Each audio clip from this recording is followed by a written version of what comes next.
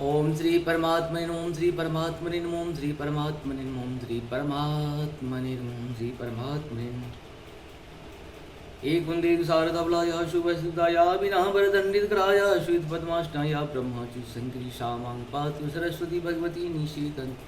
ओम श्री परमात्मने नमः। ओम श्री परमात्मने नमः। ओम श्री परमात्मने।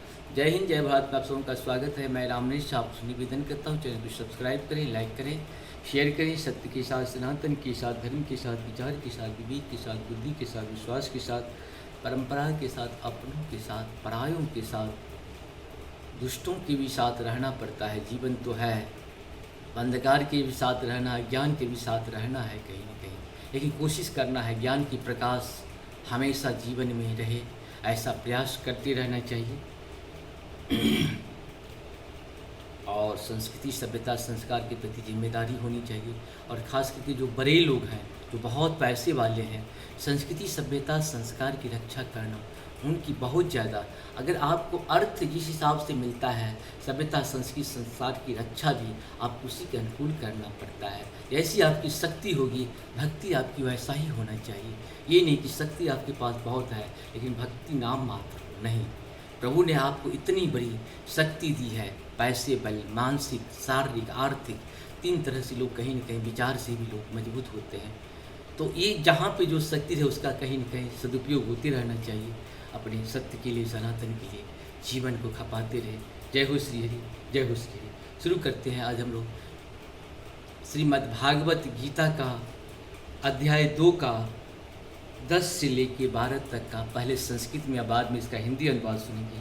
गीता चारों वेदों का निचोड़, रामायण भी वेद का ही एक अंश है। वेद का जो मूल है वही है रामायण, और इसका जो फल का जो निचोड़ ये है आपका गीता। गीता को जितना बार पढ़ेंगे नया लगेगा, जितनी बार पढ़ेंगे नई सीखेंगे, नया सीखते जाएंगे। आप बहुत सारे बुक को पढ़ते हो, एक बार तो आपको आलस लगता है कि नहीं पढ़ें, लेकिन हमारे धर्मशास्त्र को जितनी बार आप पढ़ेंगे, जितनी बार पढ़ेंगे उतना ही बार पढ़ने का मन करेगा, जितना सीखेंगे उतना ही सीखने का मन करेगा। शुरू करते हैं आज हम लोग श्रीमद् भागवत गीता का दूसरा अध्याय। तमुवाचं ऋषिकेशे प्रसन्नि भारत सेनयोरुभयोर्मध्ये निशीदन्तमिदं वचः। अर्थात हे भरतवंशी धृतराष्ट्र, उस समय दोनों सेनाओं के मध्य शोकमग्न अर्जुन से कृष्ण ने मानो हंसते हुए ये शब्द कहे। श्री भगवान वाच अवोचानवोश्यत्वं प्रज्ञावादस्य भाष्यमे गतासुन गतासु नाम शोचिन्त पंडिताः। अर्थात हे श्री भगवान ने कहा, तुम पांडित्य पूर्ण वचन कहते हुए उनके लिए शोक कर रहे हो जो शोक करने योग्य नहीं है। जो विद्वान होते हैं वे ना तो जीवित के लिए ना ही मृत के लिए शोक करते हैं।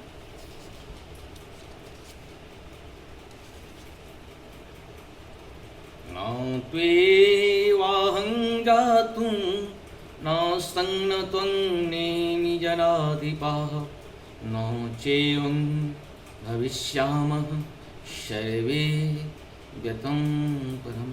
अर्थात ऐसा कभी नहीं हुआ कि मैं न रहा हूँ या तुम न रहे हो, अथवा ये समस्त राजा न रहे हो, और न ऐसा है कि भविष्य में हम लोग नहीं रहेंगे।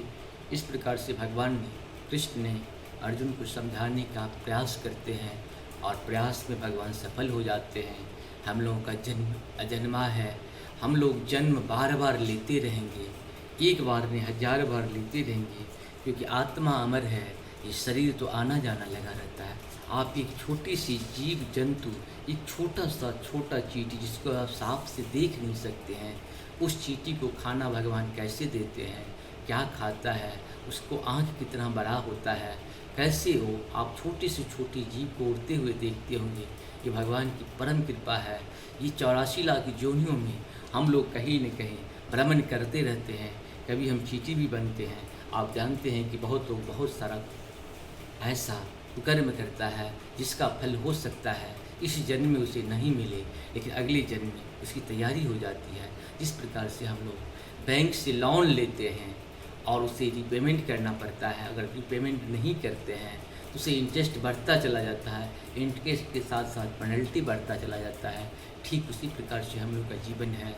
इस जन्म में हम लोग पिछले जन्म का जो हम लोग ने कर्म या कुकर्म, जो भी पाप का कर्म या पुण्य कर्म जो भी किए थे उस हिसाब से हमें ये शरीर मिला। इस जन्म में हम लोग जो भी पुण्य कर्म या पाप कर्म करेंगे इस हिसाब से हमारा अगला शरीर निर्धारित होता है।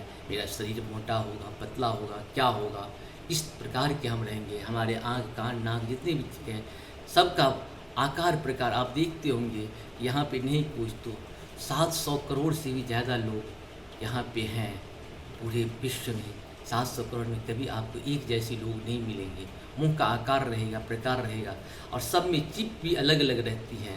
जैसे आपके पास 700 करोड़ कंप्यूटर है, उसमें अलग अलग चिप लगी हुई है, लेकिन हम लोग 700 करोड़ का एक ही बना सकते हैं, लेकिन सबका शरीर की काया, मन की काया, धन की काया सबका अलग अलग होता है। ये प्रभु की बहुत बड़ी कृपा है हम सबके ऊपर। बहुत बहुत धन्यवाद। जय हो श्री नारायण शिव।